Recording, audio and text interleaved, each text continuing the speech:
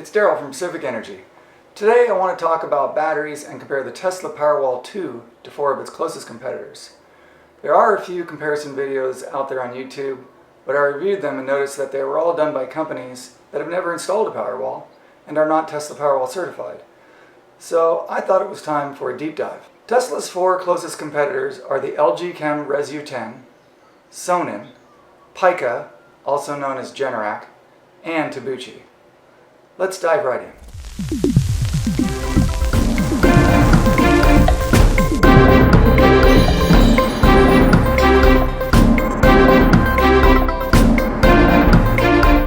I'm going to compare the 4 other battery systems to a dual Tesla Powerwall 2 AC coupled to a 10 kilowatt SolarEdge inverter. This is the most common system size that we install here at Pacific Energy. Let's review the LG Chem first. All in all, I like the LG Chem RESU10 because it's compatible with the SolarEdge and they actually manufacture their own battery. The specs look pretty good, and I have to say, as an installer, the installation is fairly easy and straightforward. Let's compare it to the Tesla Powerwall. There are a lot of details here, so I have homogenized the data and created a side-by-side comparison chart.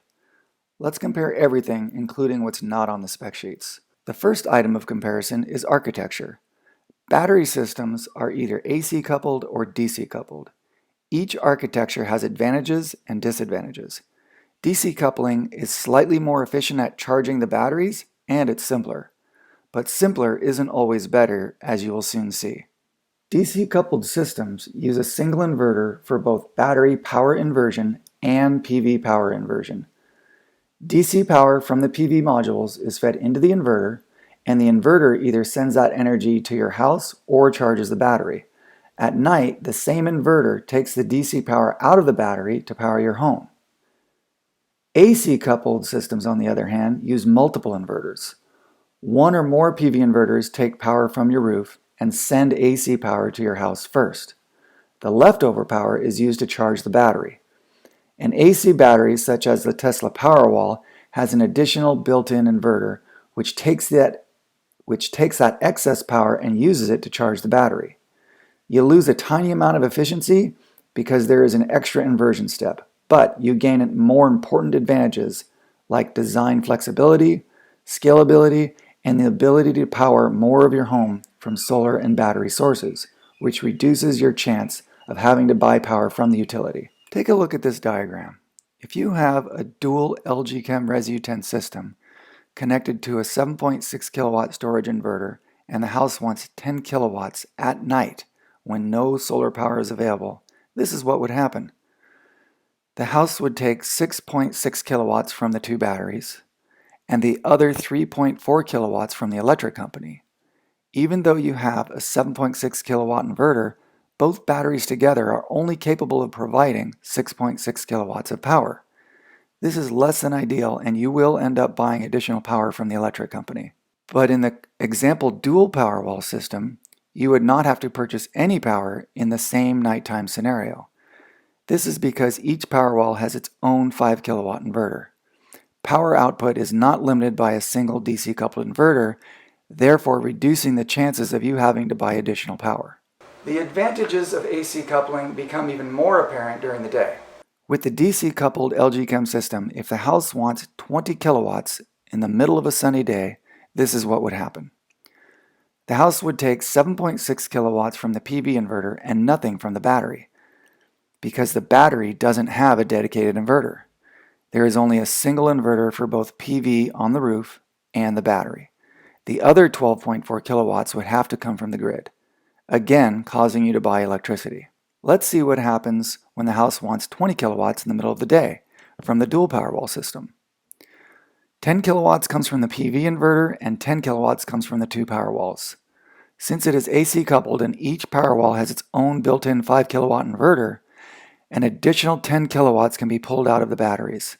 This gives the Powerwall and AC coupled systems in general a critical advantage over DC coupled systems, at least when it comes to reaching your maximum self-powered rate. Let's move on to the next item of comparison, DC optimizers. Both batteries can have these along with the panel level monitoring that comes with them. This is because they are both compatible with SolarEdge. Optimizers are installed under each solar module, much like a microinverter. This allows for PV level monitoring, shade, and panel mismatch mitigation. This way, if shade is covering one module in a 15-module string, only the shaded module will be affected. With a standard string inverter, the entire string of 15 modules would be affected. PV level monitoring is vital to both the long-term health of the solar system and the ability to find possible issues in the future, without needing a technician to come to your house to troubleshoot and track down faulty modules or strings. If you suspect there is an issue, you can easily find out very easily. You can log into the SolarEdge monitoring portal and see for yourself. Non-functional PV modules or optimizers are easy to pick out. There is a lot more you can do with SolarEdge monitoring, but I will do a deep dive on solar PV inverters in a separate video. Click the big red subscribe button if you want to be informed when that video is released. As long as the LG Chem battery is paired with a SolarEdge storage inverter, you will get a DC optimized system. Kudos to LG on this one. It is also possible to pair an LG Chem battery with an SMA inverter, which can use Tigo optimizers. This level of integration quite isn't as good as SolarEdge, but it is many orders of magnitude better than not having them at all. Of course, microinverters accomplish this, but this is an older topology that we no longer support. I will go into our reasoning on that in a future video. Because PV level monitoring is so important, we don't consider any battery or PV systems where this is not possible. Tesla, LG, and Sonnen have this capability, but PIKA and Tabuchi do not. Next up is usable stored power. The total amount of power you can store and use from the battery is measured in kilowatt hours. 1 kilowatt of energy is the ability to use 1 kilowatt, also known as 1,000 watts, for 1 hour. This would be the same as using 500 watts for 2 hours or 2,000 watts for 30 minutes. Two Powerwalls have a combined 27 kilowatt hours of usable power, whereas two of the LG Chems have only 18.6 kilowatt hours. That's 31% less energy than the Powerwalls. Next is price per kilowatt hour. While two Powerwalls typically cost $4,000 more than two LG Chem RESU10s, and we're talking about the final installed price here, the cost per kilowatt hour is less on the Powerwalls, typically around $852 per kilowatt hour in Hawaii. And you're getting a lot more than just kilowatt hours out of the Powerwalls, as you can see by my comparison chart. The LG Chem battery requires a separate electrical panel of dedicated backup loads. Here's a photo of a single LG Chem RESU10 installation we did on Maui back when we were vetting several different battery systems. As you can see, there isn't a lot of equipment, and the simplicity of the installation is very attractive to installers. However, the backup load panel is only possible if the customer's subpanel is located in the garage or on the outside of the house.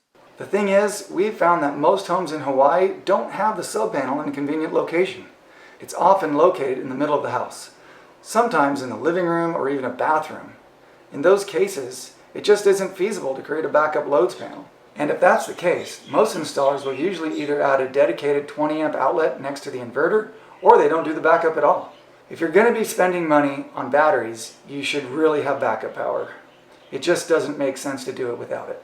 Here's a photo of a single Powerwall installation we did in Kula on a cottage. With the Tesla Powerwall, the entire subpanel is backed up, so we don't have to create a dedicated load center. Instead, we install a transfer switch near the meter, so the subpanel location is not an issue. Tesla's transfer switch is called the gateway, and rightly so. Most of Tesla's magic is actually in the gateway. This device stands between your home's electrical system and the meter. It monitors the grid at all times like a sentinel. If the grid ever goes out of spec, meaning the frequency isn't right or the voltage is too high or too low, it instantly disconnects your home from the grid and allows you to continue drawing power from the solar inverter and the Powerwalls. This saves your appliances from high voltage conditions and brownouts. The gateway has built-in Ethernet, Wi-Fi, and cellular internet connectivity, so you can always monitor your system in the event of an outage. Instead of being limited to your backup panel, you can go into your subpanel and pick and choose which circuits you want to be available. If you have only a single Powerwall, you should turn off any breakers over 30 amps. For two or more Powerwalls, most people don't have breakers over 60 amps, but usually I recommend to turn off any dual pole, that's 240 volt breakers, at least at night. This will ensure that your fridge, lights, and outlets will continue to function all night. Once morning comes, a solar PV inverter will charge the battery back up. Next up is the monitoring app. This is one category where the LG Chem battery is very close to the user-friendliness and beauty of the Tesla app. This is because the monitoring is done from the SolarEdge website or the SolarEdge mobile app.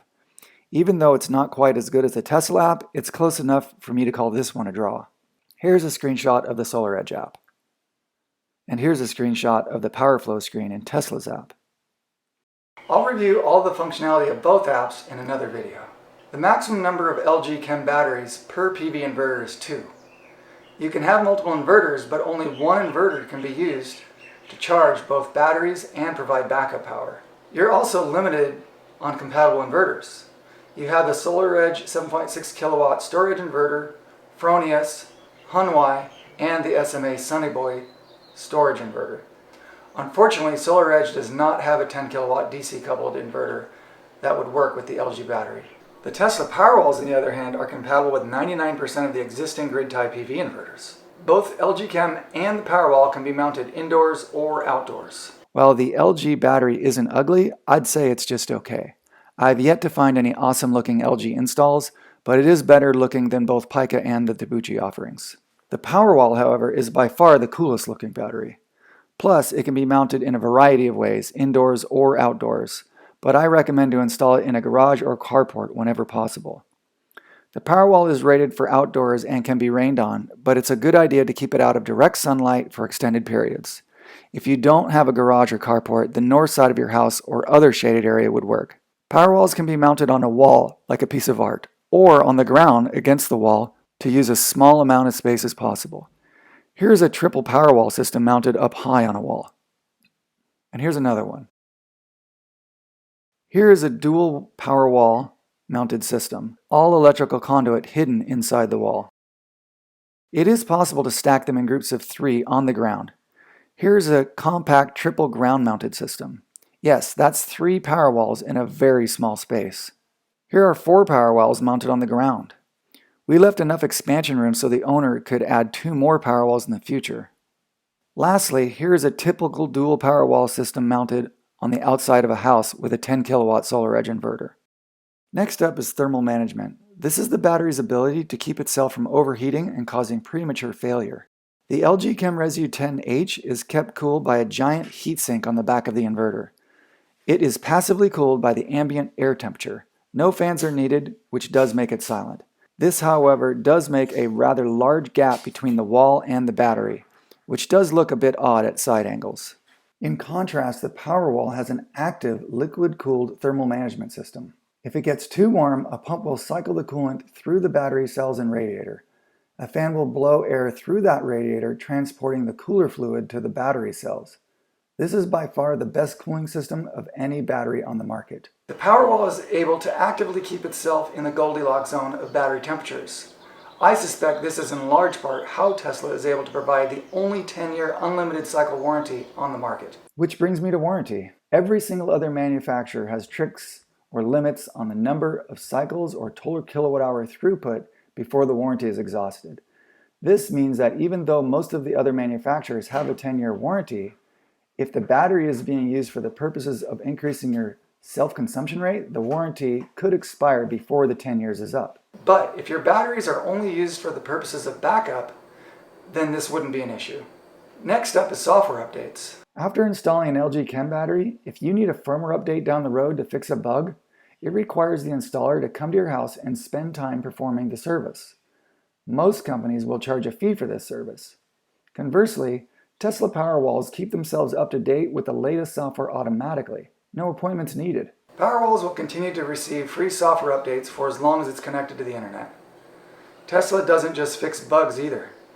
They're constantly adding new features and improving existing features. Like Tesla, LG Chem is the only other one of the competitors that manufactures its own batteries. This means they only have to deal with LG when it comes to warranties. All of the others don't manufacture their own batteries. This is a far more important thing than you would think. I have spoken with a couple of friends in the industry who have had some failed LG Chem RESU10 batteries. Unfortunately, their process was less than stellar. It is not an easy process, and they seem to always look for a way out. You're going to have to pay to ship the battery back to them, which is usually $600 to $800 from Hawaii. And your system will be down while they try to figure out if you voided the warranty or not. The average downtime was 2.5 to 3 months in Hawaii. This is because of the time it takes to ship by boat both ways. Also, if you have a dual LG Chem RESU10 battery system, and the first one is the one that failed, the second battery will not function because that is a separate product that requires the first one to function. After installing several hundred Powerwalls, we've had a few failed Powerwalls.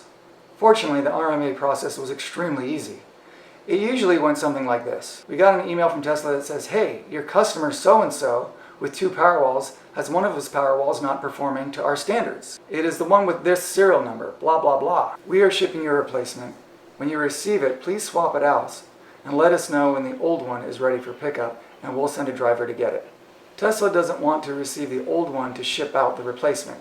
They ship it right away. This is called advanced shipping.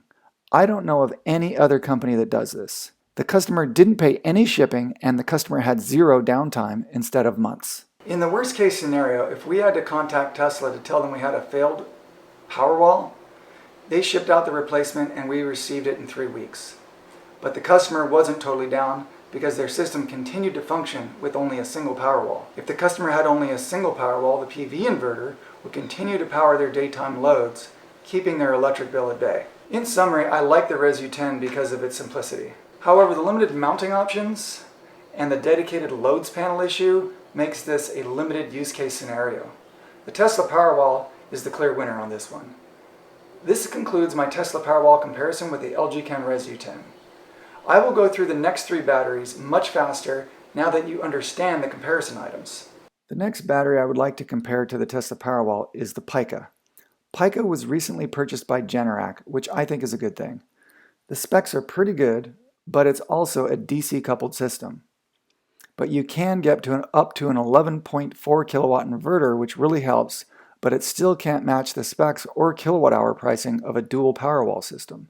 It also requires a dedicated backup load panel, which is often not feasible. The online monitoring system is not that easy to use, and they don't have an app. You do get a lot of neat geeky historical data, but it's difficult to figure out what's happening in real time. There is a small LCD screen on the inverter itself that can tell you what's going on, but you have to be standing right in front of the inverter to see that, just not nearly as slick as the Tesla app. I'll give the PIKA software a C+ grade. Next is aesthetics. I would say it's okay.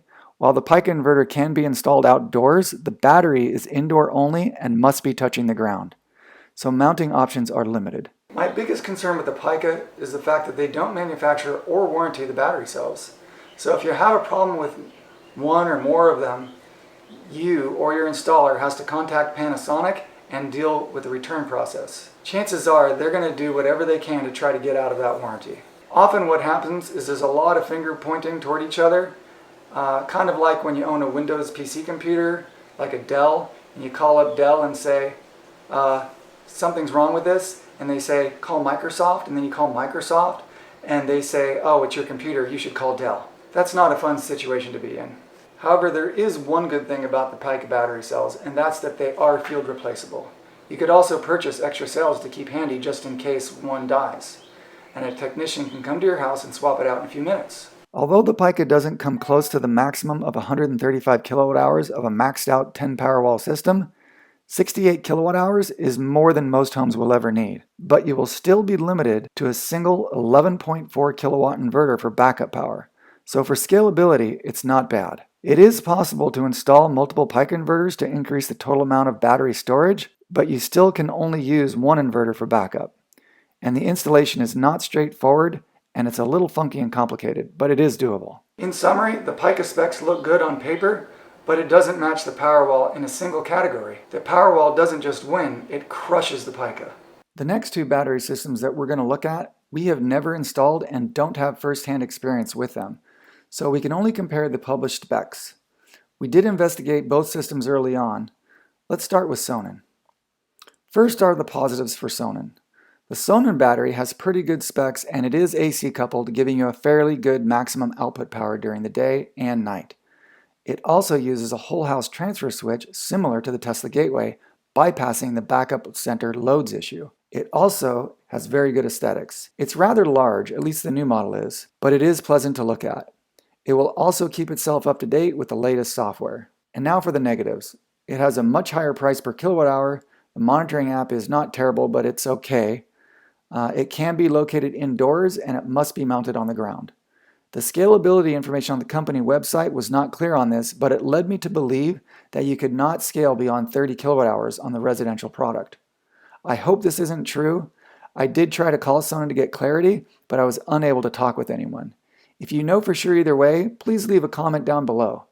Lastly, Sonnen doesn't manufacture the battery cells. If you have a problem with one or more of the cells, you or your installer has to contact Panasonic and deal with the return process. Remember the Dell computer analogy? Yeah, nobody wants that. In summary, the Sonnen is a compelling product and it matches the Powerwall in 4 categories. If the Powerwall didn't exist, Sonnen would be at the top of my list.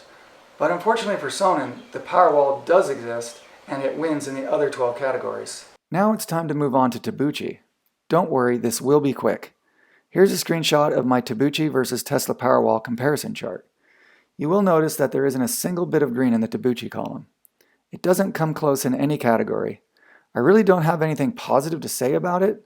Well, let's see. It's DC coupled, the specs aren't good, it's very expensive per kilowatt hour, and they don't manufacture their own battery cells. Oh, that reminds me of one good thing. The Sony battery cells they use are super high quality. There, I said it. The battery enclosures are indoor, floor mount only, and they are not pretty. Here is a photo of the Tabuchi brochure. The 2 little battery boxes on wheels look weird. The photo doesn't show any conduit, which is unrealistic. Most people install their battery systems after the house is built. So you're gonna have conduit. The system behind me was built without conduit, but this is not a standard install. This was just luck that we had an open space behind the wall that we could reach. Here is a photo of a real installation with dual inverters. This is one of the few that I could find online. And I can see why. There is one other battery I get asked about a lot. It's called the Blue Ion.